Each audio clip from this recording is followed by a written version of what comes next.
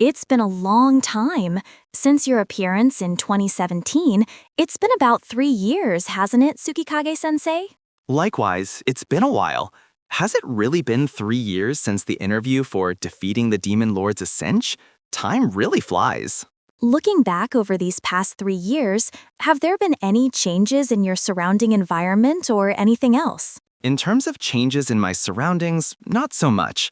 However, when I had the last interview, the comic adaptations hadn't been published yet, so including those, I think I've gotten considerably busier. Several novels and comic adaptations are underway. I've been spending more time writing novels and also more time checking the comic adaptations. Since the beginning of this year, I've also started a YouTube channel for promoting my novels. You say you haven't felt much change, but your activities have certainly expanded. Why did you start YouTube? I launched the YouTube channel in April this year and posted my first video around June. The reason I started wasn't to become a YouTuber per se, but because I became too busy to reply to readers' comments and feedback, so I thought I'd try interacting with them in a different way. At first, I planned to casually do things like game streaming and live broadcasts, but due to time constraints, I feel like I've ended up mostly talking about my novels. That said, currently I can only upload about 1 or 2 videos a month. I hope to increase the number of uploads a bit more, but I haven't managed to do so yet. I want to work hard to run the channel with various purposes, not just focusing on novel discussions. So far, you've talked about yourself, but from Tsukikage-sensei's perspective, who has a long history of writing on the web, have you noticed changes in the web novel scene over the past 3 years? Not particularly. Though recently I haven't been able to read web novels much at all, so I might not be fully keeping up with trends and declines. Looking at web rankings, I suppose there are some changes, but personally, I feel more of a sense of stagnation rather than change. The dominance of Shosetsu Kaninaro is still ongoing after all. Thank you. Now, looking back at the first 4 volumes of Let This Grieving Soul Retire, could you tell us what kind of story this is? Let This Grieving Soul Retire is a comedy work categorized as a so-called misunderstanding story. The protagonist, Cry, is genuinely the weakest and aware of it, wanting to retire, but is constantly mistaken by those around him as a strong person and gets involved in various incidents. That forms the main axis of the story. In addition, it touches on themes such as friendship, and I write aiming to create a work that makes readers laugh. For me personally, I always write with the feeling that making readers laugh means winning. What was the original inspiration for this work? First of all, I like comedy, but I've also always thought that readers want to find humor in novels. Especially, I like the misunderstanding subgenre of comedy and have wanted to write something like that someday. Within misunderstanding stories, there are several types, such as the pattern where a character is weak but mistaken as strong, or the opposite, where the character is actually strong and recognized as such by others but mistakenly thinks they are weak. I wanted to follow the classic path of misunderstanding works while creating something unique that hasn't existed before. Whether I've succeeded or not is another matter, but in the web version of Let This Grieving Soul Retire, I try to include a funny point in every episode, and in the book version, I set a theme for each volume to keep things interesting. Looking back at readers' reactions, I feel once again the charm and strength of the comedy genre. One of the attractions of this work that accelerates the misunderstandings is the series of conversations between the protagonist Cry and those around him, where the buttons are completely mismatched. I'm very interested in how you maintain the story's coherence from the process, in these dialogues to the resulting outcomes. First, what I consider first is what the climax of that episode will be. Basically, I think backwards from there each time. How Cry will misunderstand, what kind of recognition those around him will gain as a result, and depending on the theme of each volume, I change the approach and assemble it like a puzzle. Cry thinks of himself as weak, but the perception of those around him is completely different, and this situation continues throughout. But from a practical standpoint, is it correct to recognize Cry as truly weak? There is no doubt about that. He is completely weak. After all, I took away all strength from him. I think the fact that the protagonist is weak no matter what is one of the main pillars of this story. So the reason Cry was not suited to the meat mask introduced in Volume 3? His suitability was simply no good.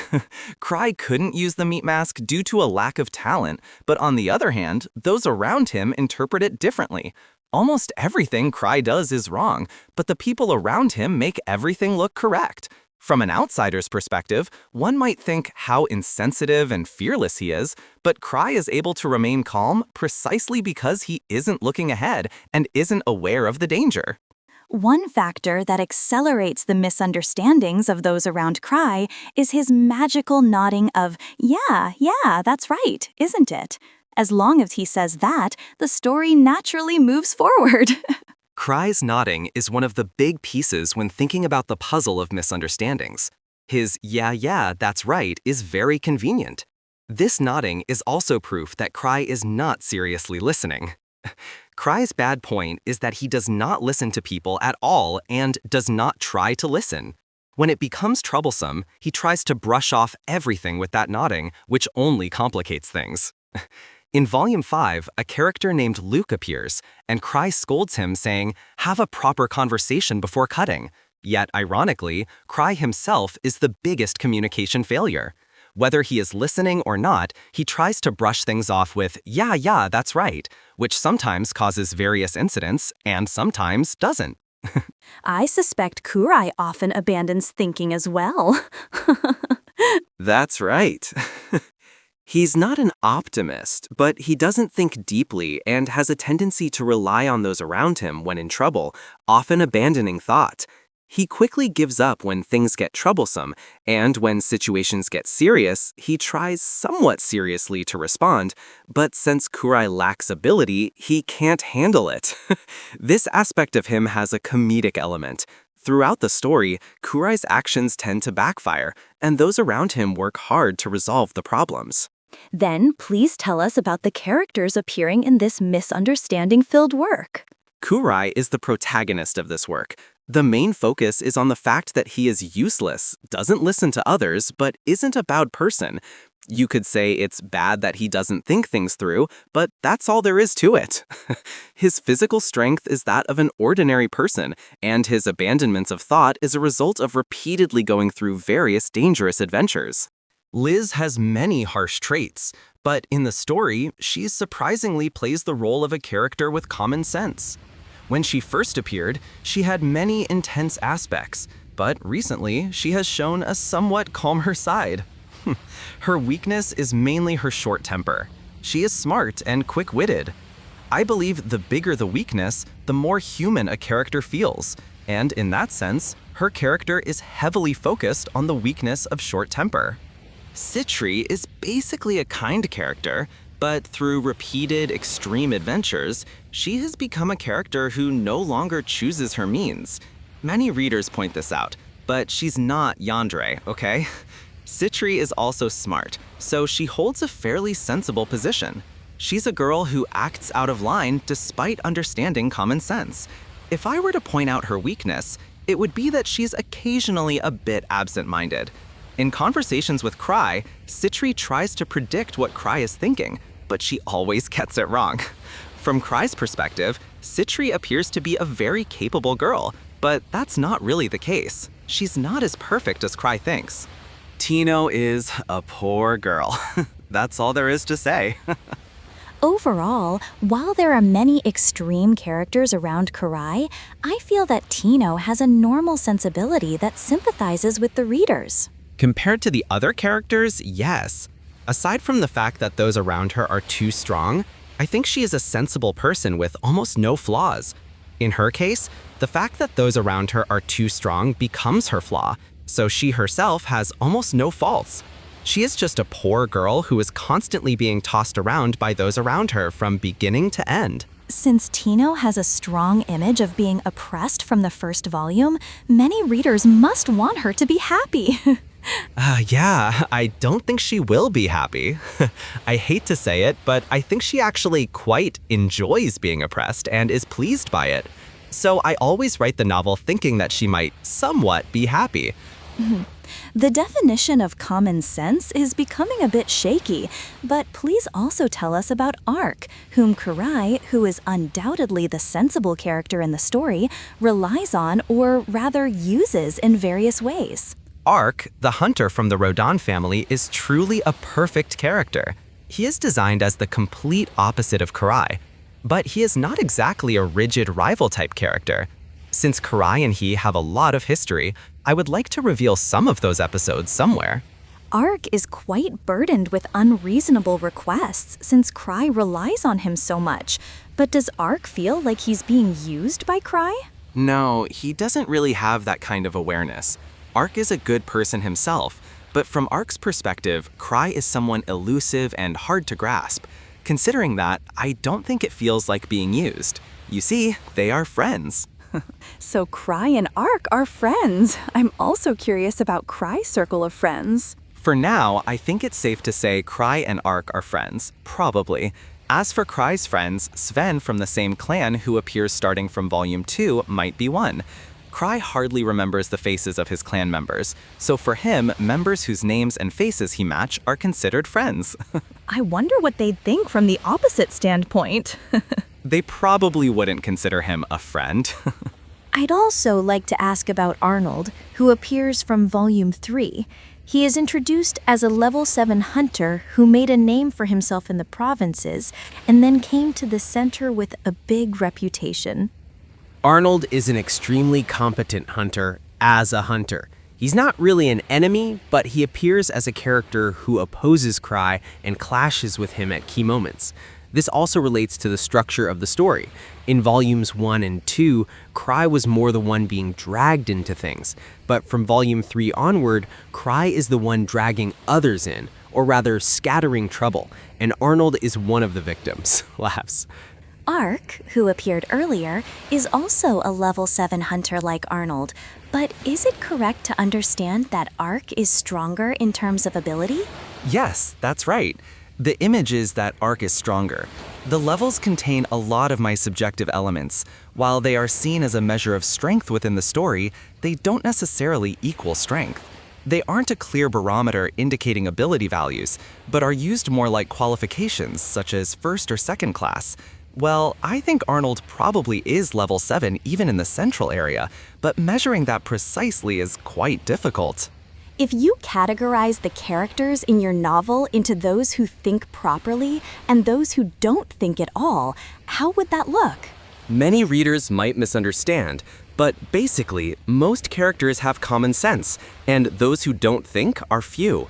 The character who really doesn't think at all is Luke from Thousand Swords. He truly doesn't think about anything. Kurai, well, he's on the side of those who do think, to some extent. Liz has common sense, but she sometimes throws that out the window and just hits people. So maybe she's on the side of not thinking? In terms of acting with consideration for time, place, and occasion, except for Luke and Liz, most others are probably thinking. So Kurai is also on the side of characters who do think properly. Kurai does think. However, in his case, he has the trait that whatever he thinks always turns out badly. On the cover page of episode 15 of the currently serialized comic adaptation, there's a tagline saying, "This man has a strong pull," and that's exactly right. Sometimes he gives up thinking, and whether he thinks deeply is questionable, but even so, he does think in his own way. That said, I don't think his thoughts will ever come to fruition going forward. Please tell us your favorite characters, Tsukikage-sensei. Basically, I like all of them, but especially Kurai and Tino. I like pitiable characters. In terms of ease of writing, Citri is a versatile character who can do anything, so it's easy to involve her in the story. And Luke is a character who stirs things up, so he's useful. Lucia's design is also to my liking, so, well, I like everyone. From Volume 5 of the novel, the members of Strange Grief will finally all gather. Please tell us about the members who will appear in earnest. First, Luke is a hot-blooded protagonist-type character. He's the type who pushes forward aggressively and trusts Kurai very much. Those two elements combined lead to things going wrong. Basically, he acts without thinking. However, Luke studies better than Kurai. Anthem holds the most sensible position in the party. Although his appearance is the most isolated, he has a calm temperament and is a hunter recognized even in the imperial capital. His only weakness is that he's soft on his little sister. Because of that, I think he will cause problems in the future. Lucia is the image of a reliable younger sister. She has various episodes as well, but it's hard to touch on them at this point, so please look forward to them in the future. It has just been revealed the shocking fact that Cry, who is supposed to be thinking about something, is actually worse at studying than Luke, who doesn't think at all. So what can Cry actually do in the end? I touched on this in some bonus material, but the one thing Cry can boast about is that he has beautiful handwriting. But didn't he do paperwork as the clan master? He hardly did any, so there are very few opportunities where his skill is put to use. His handwriting is truly beautiful as a fact. Since he rarely has the chance to write, it doesn't help much. Besides that, his skill in handling treasure tools is Cry's strength. I'm not sure if it's because he likes them that he gets better, but he's good at things he's interested in. Please tell us about the charm that emerges now that all the members of Strange Grief have gathered. The 5 childhood friends of Strange Grief each have something like synergy. For example, Citri is calm, but when Liz is involved, they often quarrel. With everyone gathered, I think you will see these slightly unusual sides of each character. For example, with Lucia's appearance, there might be scenes where she stops Karai's actions repeatedly. I plan to express new sides of each character, so I hope you look forward to it. I think I mentioned that one of the themes of the novel is friendship, but the from now on with everyone gathered is kind of the real main event.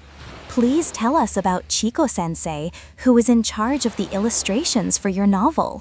There are many characters in this work, and a very wide range of illustrations, including magical beasts and subterranean people, giving a strong impression that she can draw anything. Chico-sensei really can draw anything, so I always write my text wondering what she will draw next. Every time there's a different muscular character, animals, magical beasts, cooking, subterranean people, the quality is amazing.